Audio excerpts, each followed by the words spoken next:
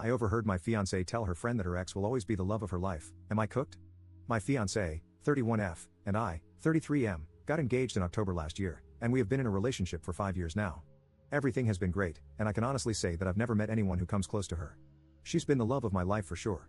I've known her most of my life. We grew up on the same street just round the corner from each other. Her mom and dad still stay in the same house, and I still stay in the same house I grew up in, which my mom left to me when she passed away in 2014. We still don't officially live together yet, but for all intents and purposes, she lives here.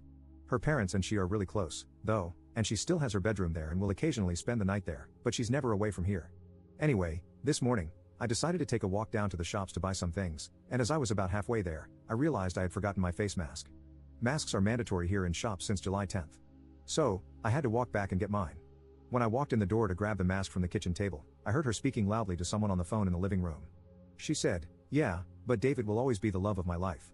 David is her ex-boyfriend.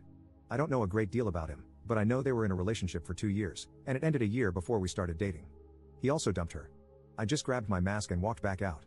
Just as I got to the shops, I felt weird, and I had to sit down as my mind was going in 1,000 different directions. I eventually got back home, and I immediately told her I felt sick and sent her back to her parents' house, as I didn't want her around while I was ill. I'm lying in my bed now, wondering what to do, to be honest. I know she didn't do anything wrong. It's not like she cheated on me or intentionally went out of her way to hurt me, but what's heard can't be unheard. She basically said that the person she's agreed to marry doesn't match up to an ex she hasn't been with for 6 years. The fact she said he will always be the love of her life also means that it's a void game. Her heart's already been taken, and there's nothing I could ever do to change that. Also, what would happen if he did come back into her life? You can't turn down the love of your life when they come calling, and I'd be dumped quicker than yesterday's leftovers. So what do I do? Tell her I was eavesdropping on her and heard her say that? Just end the relationship for a completely vague reason? Swallow my pride and pretend I didn't hear it? Everything has been wonderful, but there's no way on this earth I want to be someone's second choice, especially when her ex is the one on her mind that she obviously would be with if she could. I'm thinking about just saying it's not working between us. Update 1. I was going to update sooner, but I've spent the last 3.5 days drinking my feelings away, so my apologies. But I'll warn you, this is not a good update. Right, so after posting and receiving some advice on Reddit, on Thursday, I was thinking of telling her to come over at night so we could talk, but I settled on Friday morning instead as I wanted to get my head in a clearer state. She still thought I was ill, so I needed a bit of time to think through what I was going to say.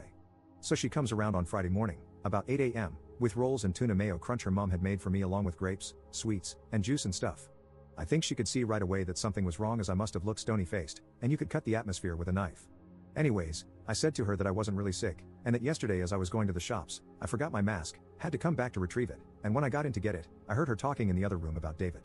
Her face went completely pale, and she started welling up, so I instinctively stopped talking and just stared at her. She then runs into the toilet, locks the door, and starts hysterically crying, and alarm bells are going off all over the place in my head. Her reaction made me think she didn't know what I heard, so she must have said some other stuff about him as well.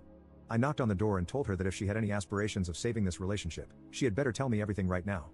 30 minutes or so went by, and she finally came out, dabbing her face with a tissue, and told me David got back in touch with her 4 or 5 months ago, and she had been sleeping with him once or twice a week since. I mentioned in my previous post that she will occasionally go and stay with her parents, usually about once a week, sometimes twice, sometimes none. The thing is, I've popped around myself dozens of times over the years to speak to her mom or dad, watch TV, or anything at all really without informing her, and she's always been there, so it's just become routine, and I've never thought any more of it. This has obviously been the times that she's gone to meet David. All I can think of is that the snippet of conversation I heard her having was her friend or something helping her choose between David and me. When I heard this, I lost it. I kicked her out, grabbed handfuls of her stuff, put it in bin bags, and threw it out the door into the front garden. She's still standing there, by the way. I then grabbed my garden hose and drenched the bags with it. I'm not proud of that, it was extremely petty, and in hindsight, I should never have done that. At this point, she ran round to her house, and about a minute later, her dad comes rampaging round, screaming. Her dad and I end up rolling around the front garden fighting, at about 9 a.m. in the morning no less. Police showed up, and half the street was out because of the commotion. Afterward, I blocked her on everything and went to my friend's house where 3 of us spent the weekend and Monday drinking. When I got back to the house this morning, I noticed she had been back in the house at some point. She had made the beds, done the washing, and ironed. I have no idea why she did this. As I'm writing this, she's tried to get in again. I haven't been able to change the locks yet, so I put the door chains on the front and back door, and I heard the chains clanging as she tried to get in. There's also a note that she's put through the door. I don't even want to read it right now. I'm too hurt, hungry, and hungover to even think about what she has to say. Update 2. Since everything that has happened, things have taken a turn for the worse. As many of you mentioned I should do, I sent an email to her father, explaining my side of the story and apologizing for taking things public and embarrassing his daughter, but as I said previously, I acted instinctively. I didn't apologize for fighting him as I was reacting to him coming at me. He basically told me to screw off and accused me of biting his ear for some reason. So that's what was stuck in my teeth. I joke, of course, if you don't laugh, you'll cry. About a week ago, I went outside to find my car keyed right down from the passenger side wing mirror round to the boot. Last Sunday, I was walking down the road to meet a friend at the Arches, a place where we occasionally hang out and walk from an arched bridge, and as I was turning the corner, a friend of a friend called me a disgrace. I asked how I am a disgrace, and she told me that I'm a disgrace for beating up my ex-fiancé. Let's just be clear here, I've never laid a finger on her in my life. Either her father, or someone else is perpetuating this lie, and me throwing her stuff out and hosing it has obviously given this an authenticity. I haven't spoken to my ex, and she hasn't tried to contact me anymore. I think they're all on the same page now, that I'm the bad guy.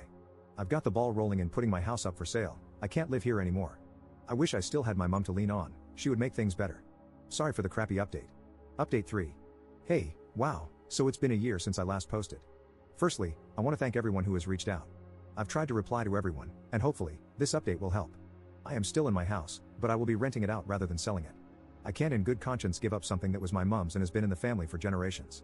I have since spoken to the father, and I understand why the family circled the wagons, but to throw me under the bus so brutally was genuinely ridiculous. Collateral damage to me and my name is alright, apparently. I've only known them my entire life. All in all, I feel like I was in the midst of a crap storm that changed course. Still struggling, but feeling a lot better now that I've got an umbrella and a roadmap. I would also like to note that I posted on social media giving my side of the story. Whether or not that was right or not is up for debate, I guess, but it was after I'd let those close to me discreetly spread it first, so I felt the time was right. Her side is still singing off the same hymn sheet, but I'm hoping neutrals will see things from my side.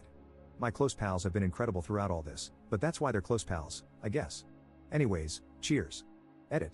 Well, it's been over a year again, and I have since moved out of my house and am now renting it to a nice older couple, so I thought I would update. I'm doing great, and I've even got myself a girlfriend. Wish me luck. What I've learned. Life came at me fast, but I stood strong, and for the first time in a long time, I'm looking forward to the future. We only get one life, right? Screw spending it with someone who would treat me like trash.